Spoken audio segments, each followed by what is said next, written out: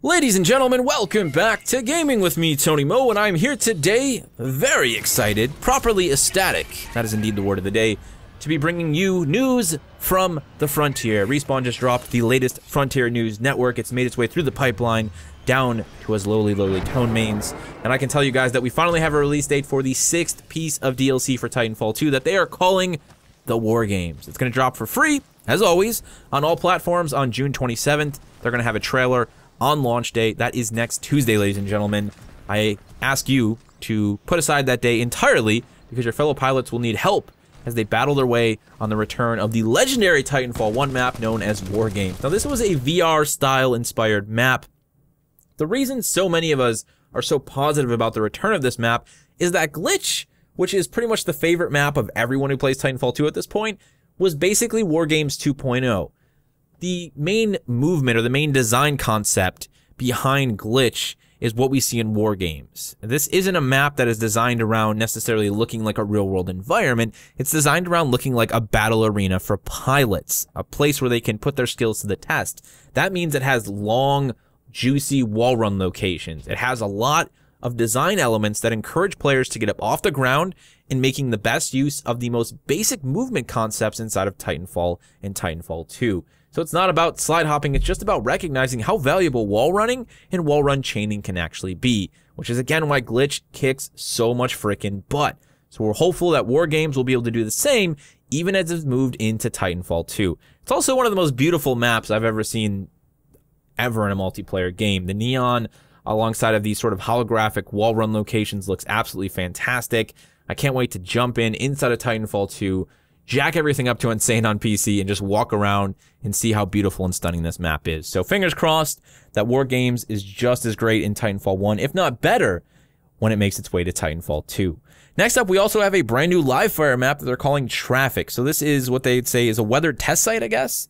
It looks like it was basically a road or two roads going under this bridge. Everything is sort of broken down now and destroyed. So maybe this was just something to test out Titans and they were supposed to simulate what a road would look like.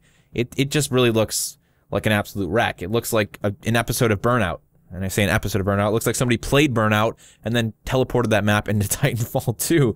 Lots of small nooks and crannies, corners everywhere. This is going to be one of those maps where you're going to be rewarded if you can make a clean early push with, say, something like Stim, blast your way through with a clean wall run or a slide hop to the center of that tunnel, and then make your way behind the enemy team, making use of those cars for cover to pick them off one by one. But at the same time, the team could really lay down a proper defense with things like AWOL, frag grenades, pulse blades, and make it very difficult for your team to push. So much like the other live fire maps, this is going to be probably pretty exciting to play on.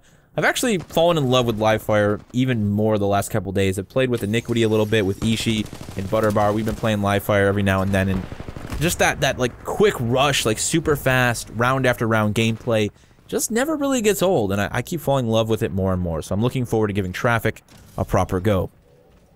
Now we also have a brand new execution coming with this update. We're finally getting an execution for the Hollow Pilot, which is called Shadowboxing. This is much like Cloak, not retroactively counted. So you're gonna have to go out and earn 20 pilot kills while Hollow Pilot is active. You can also use the Boost Nova ability as well. So expect Tuesday to be International Hollow Pilot Day for everyone who plays Titanfall 2. These things are going to be walking and running and bzz, bzz, all over the place as everyone makes their way towards that 20 kills for the Hollow Pilot execution. Looking forward to that. It's going to be a fun day indeed. Now outside of that, we are actually seeing the third weapon slot return for pilots. For those of you who didn't play Titanfall 1, you will now be able to equip a primary, a secondary, and an anti-Titan weapon. Now I've seen a lot of confusion about this. That does not mean you can have like an SMG and then a rifle and a pistol or an anti-Titan weapon. It means that you have your primary, which is your rifles, your grenadiers, your SMGs, your sniper rifles, your secondary, which is all of your sidearms, and then also your anti-Titan weapon. So for example, my loadout might look like Kraber, P2, and charge rifle. Or maybe you'll have the R2, the wingman, and the MGL. It's just the idea that you no longer have to choose between a sidearm to back yourself up in a gunfight or an anti-Titan weapon to actually deal damage to Titans as a pilot. I think this is going to do a lot for the health of the game, especially in pilots and Titan modes, like attrition, bounty hunt, so on and so forth. Now, Titan Brawl also making its way into the game as a permanent mode, and they're going to be replacing assists with Titan damage numbers. Really looking forward to that. It's a great way to let Titans that are more support-focused to still get on the leaderboard and say, I may not get all the kills in the world because that Ronin was cleaning them up for us. Great strategy, by the way. Being nice, of course. But look how much damage it did for our team. So on and so forth. They're also going to be launching a new featured mode called Free Agents. They haven't given us any details about this. They seem to be keeping it as a surprise. We talked a little bit about it today with the stream. There was a lot of speculation. Some people said it might be like a mode where you actually swap teams, like actually like free agents. You're sitting in a pool and the teams are randomly generated before the start of a match. I really have no idea. The only thing that crossed my mind, but I don't know that it would make this much sense at this point in the game's life cycle, is kind of like Mercenaries. You know, in Call of Duty, where you can solo matchmake and not be match-made with groups or parties or teams. I guess we'll have to wait and see on that one. Of course, closer to launch, they're also going to be dropping the patch notes, and that's really what we're excited about, right, guys? This is all great, but is Scorch going to get some love?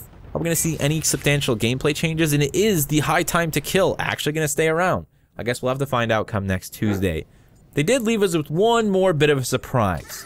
They're going to be announcing their next piece of DLC come July. It's going to be huge, and it's going to include the long-awaited return of a favorite mode from the original Titanfall. I think we can all take a gander and a guess at what that's going to be. We are probably finally going to see the return of Frontier Defense, and I hope they've really just went all out with it, and I hope it ends up being a mode that I actually want to play at least once a week. You know, take a break from PvP, grab some of the other cool dudes in the Titanfall community, get Butterbar in here, get Jared Dude and Iniquity, and we'll all go crazy on some co-op Titanfall 2 goodness. I really hope Frontier Defense comes back in a big way, especially with the current price point of the game. I think that could bring a lot of people to Titanfall 2. I know so many people who haven't bought the game because they want they want Frontier Defense, man. They're like, I'll play the campaign, but there's nothing left for me after that. I want to have Frontier Defense as well. So I think this could sell some copies of the game and maybe get some people interested in the multiplayer along the way. I mean, if they've got the game and they're playing Frontier Defense, they might look at that multiplayer button and be like, maybe I'll give that a go. Who knows? It's exciting nonetheless. I'm happy to see Respawn so positive about supporting the game regardless of where things are going or where they are. You know, they seem adamant in saying, well, you know what? This is our game. We launched it. There's still people playing it, no matter how small that player count might be, and we're going to do what we can to keep bringing you guys awesome content and potentially making changes to make the game better, even though we're way past launch. I like that dedication. I like that passion after the game's release. As always, I'll be here, excited for each and every one of these updates and excited to try out the new content, the new modes, and whatever changes the future might bring for Titanfall 2. Feel free to let me know all of your thoughts. If you have any speculation about what free agents could be, share your thoughts down in the comment section below. Thank you guys so much for watching, and as always, remember to play smart, remember to play to challenge yourself, but most importantly, remember to play for fun.